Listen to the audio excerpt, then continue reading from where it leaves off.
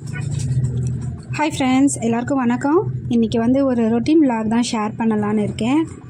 முக்கியமான விஷயம், வீடியோக்குள்ளே போகிறதுக்கு முன்னாடி நீங்கள் இப்போ தான் நம்ம சேனலை ஃபஸ்ட் டைம் பார்க்குறீங்கன்னா நம்ம சேனலை சப்ஸ்கிரைப் பண்ணிக்கோங்க. கூடவே பக்கத்தில் இருக்கிற பெல் ஐக்கானை கிளிக் பண்ணிக்கோங்க. கூடவே ஆல் அப்படிங்கிற பெல் பட்டனை ப்ரெஸ் பண்ணிக்கோங்க. அப்போ தான் நான் எப்பப்போ வீடியோ போடுறேனோ அப்பப்போலாம் உங்களுக்கு நோட்டிஃபிகேஷனில் வரும். இப்போ வாங்க வீடியோக்குள்ளே போயிடலாம். இது சண்டே அன்னைக்கு எடுத்தது. சண்டே நைட் கனி காணுதலுக்காக ரெடி பண்ணி வச்சுருக்கேன்னு சொல்லிட்டு ஒரு வீடியோ ஆல்ரெடி போட்டிருக்கேன். அதை பார்க்காதவங்களாம் அதை போய் பாருங்கள். அன்றைக்கி நைட்டே எல்லாத்தையுமே ரெடி பண்ணி வச்சுட்டேன். முக்கியமாக அந்த பிளேட்டில் முக்கனிகள் மா, பலா, வாழை இது மூன்றுமோ அதை மாதிரியே மங்களகரமான பொருள் மஞ்சள், குங்குமம், தாலிக்கயிறு, வளையல், கூடவே எவ்வளோ பழம் இருக்கோ எல்லா பழங்களும் கூட வச்சுக்கலாம். நம்மக்கிட்ட கிடைக்கிற பழம் வச்சாலும் உண்டு, இல்லை எல்லா பழமும் வச்சுக்கலாம்.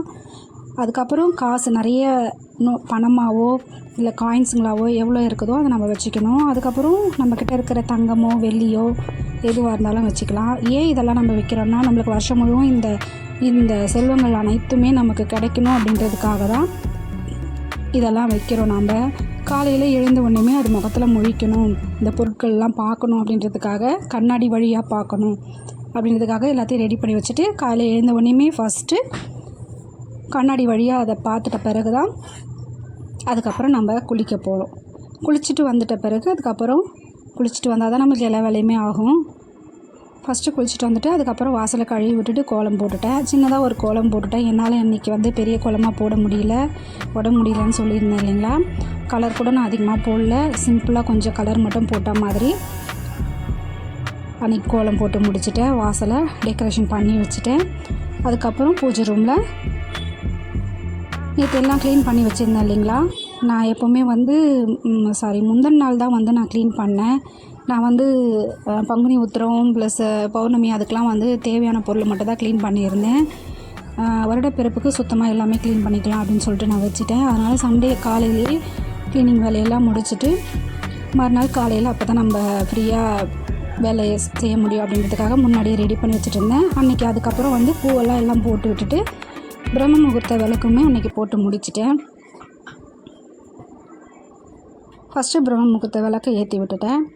அதுக்கப்புறம் நான் புதுசாக ஒரு துளசி செடி வைக்கலாம் அப்படின்னு சொல்லிட்டு ஞாயிற்றுக்கிழமை தான் எல்லாமே ரெடி பண்ணி வச்சுருந்தேன். வருடப்பிறப்பு அன்னைக்கு அவங்களுக்கு சாமி கும்பிட்டுக்கலாம், துளசி செடிக்கு வச்சு வழிபட்டுக்கலாம் அப்படின்னு சொல்லிட்டு எல்லாம் ரெடி பண்ணி வச்சுருந்தேன். அதுக்கு முன்னாடி ஃபஸ்ட்டு சின்ன சின்ன சாமி சிலைகளாக நான் வச்சுருந்தேன் இல்லைங்களா. அன்றைக்கே எல்லாத்துக்கும் அபிஷேகம் பண்ணிடலாம் அப்படின்னு சொல்லிட்டு எல்லா சிலைகளையும் ஒன்றா வச்சு வெறும் பால் மட்டும் வச்சு ஃபஸ்ட்டு அபிஷேகம் பண்ணிவிட்டேன். அதுக்கப்புறம் துளசி செடிக்கும் பூஜை பண்ணிட்டேன். இன்றைக்கி எல்லாருமே சந்தோஷமாக குடும்பத்தோடு கொண்டாடுறது நல்லதுன்னு சொல்லுவாங்க.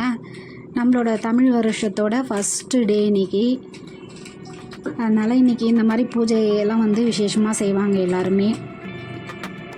துளசி செடிக்கு தீபாரதனையும் காட்டி முடிச்சிட்டேன். அதுக்கப்புறமா நம்ம படையல் போட்டுக்கிறதுக்கு ரெடி பண்ண வேண்டிய வேலை இருக்குது. அதனால் இந்த சின்ன சின்ன வேலைகள்லாம் நான் முன்னாடியே முடிச்சு வச்சுட்டேன். அதுக்கப்புறம் பசங்க ஒவ்வொருத்தராக எழுந்த ஆரம்பித்தாங்க. அவங்க எழுந்தலை, நானாக தான் எழுப்பினேன். ஏன்னா அதுக்கப்புறம் நான் எல்லாம் ரெடி பண்ணணும் இல்லைங்களா. அதனால் எல்லாரையுமே எழுப்பிட்டு இருந்தேன். தம்பி பையனை தான் ஃபஸ்ட்டு எழுப்பிட்டு இருந்தேன்.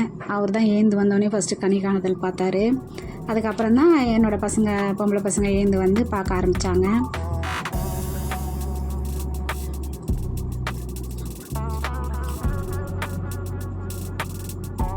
அதுக்கப்புறம் சமையல் வேலைக்கு போயாச்சு. சமையல் இன்றைக்கி மெயினாக இந்த அறுசுவை சொல்லுவாங்க. அறுசுவையுமே இன்றைக்கி கலக்கணும் சமையல் அப்படின்னு சொல்லுவாங்க. அதுக்காக மெயின் இந்த மாங்காய் பச்சடியும் வேப்பம்பூவும் சேர்க்கணுன்னு சொல்லுவாங்க. அதனால் எல்லா வகையான சமையல் செஞ்சாலுமே இதையும் சேர்த்து செய்யணும்னு சொல்லுவாங்க. ஏன்னா இந்த மாங்காய் பச்சடியில் தான் இனிப்பு, புளிப்பு, காரம் எல்லாமே கலந்துருக்கு இல்லைங்களா. அதே மாதிரி கசப்புக்கு அந்த வேப்பம் பூ வச்சுருவாங்க. அது வேப்பம்பூ நம்ம அது மேலேயும் வச்சுக்கலாம், அது இல்லைன்னா கொஞ்சம் ரசமாக வச்சு அதை நம்ம வச்சுக்கலாம். நான் வந்து இன்றைக்கி ரசம் தான் நான் எப்போவுமே வைக்கிறேன். நான் மாங்காய் பச்சடி செஞ்சுட்டு வேப்பம்பூ ரசம் வச்சேன். அதுக்கப்புறம் சாம்பார், வடை, பாயசம் அதெல்லாம் நம்ம எப்போவுமே செய்கிறது தான். காய்கறிகள் போட்டு சாம்பார் வச்சுருந்தேன். பொரியல் மட்டும் நான் செய்யலை, ஏன்னா மாங்காய் பச்சடி இருக்குது, அப்பளம் வடை அதெல்லாம் இருக்குது. செஞ்சாலுமே வேஸ்ட்டாக போயிடும். எனக்கு அதுக்கு மாதிரி டைமும் இல்லை, உடம்பு என்னால் முடியல எனக்கு. அதனால் இது வரைக்கும் போதுன்ற மாதிரியே செஞ்சுட்டேன் நான். இது வரைக்கும் எல்லாத்தையும் செஞ்சு முடிச்சுட்டு எங்கள் ஹஸ்பண்ட் வந்த பிறகு வந்து 9 to 10 நான் தீபாராதனை காட்டி முடிச்சிட்டோம். அவர் வந்து தான் வந்து தீபாராதனை காட்டி தேங்காய் உடைச்சார். அவர் எல்லாமே நம்ம ரெடி பண்ணி வச்சு எப்போவுமே இந்த மாதிரி விசேஷ நாட்களில் குடும்பத்தோடு செய்கிறதுக்கு ஒரு ஜாலியாக இருக்கும், என்ஜாய்மெண்ட்டாக இருக்கும், நல்லதும் கூட. நம்ம இந்த மாதிரி விசேஷ நாட்களில் குடும்பத்தோடு சேர்ந்து செய்கிறது. நீங்களாம் யார் யார் இந்த மாதிரி சாமி கும்பிட்டீங்க, அதை மாதிரி விசேஷமாக செஞ்சீங்க, என்னென்ன வகையான, நீங்கள் எந்த வகையில் எப்படி செஞ்சீங்க அப்படின்ற மாதிரி எனக்கு கமெண்டில் சொல்லுங்கள்.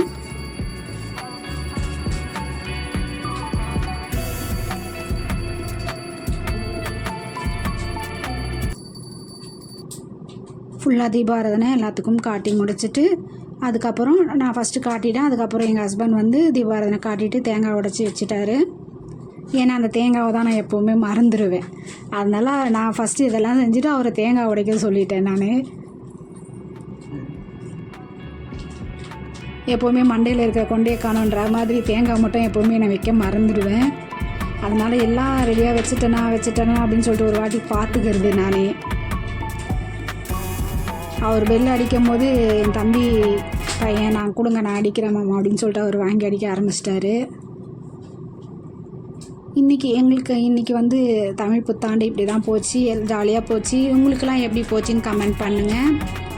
இது வரைக்கும் என் வீடியோவை பொறுமையாக பார்த்ததுக்கு ரொம்ப தேங்க்ஸ். இனி வரும் வீடியோவங்களும் அதை மாதிரி பாருங்கள். உங்களுக்கு பிடிச்சிருந்தால் லைக் கொடுங்க, ஷேர் பண்ணுங்கள், மறக்காமல் சப்ஸ்கிரைப் பண்ணிவிடுங்க. உங்கள் ஃப்ரெண்ட்ஸ் ஃபேமிலிக்கெலாம் இதெல்லாம் ஷேர் பண்ணுங்கள். இது வரைக்கும் பார்த்ததுக்கு ரொம்ப தேங்க்ஸ் ஃபார் வாட்சிங். பாய். நெக்ஸ்ட் வீடியோவில் பார்க்கலாம்.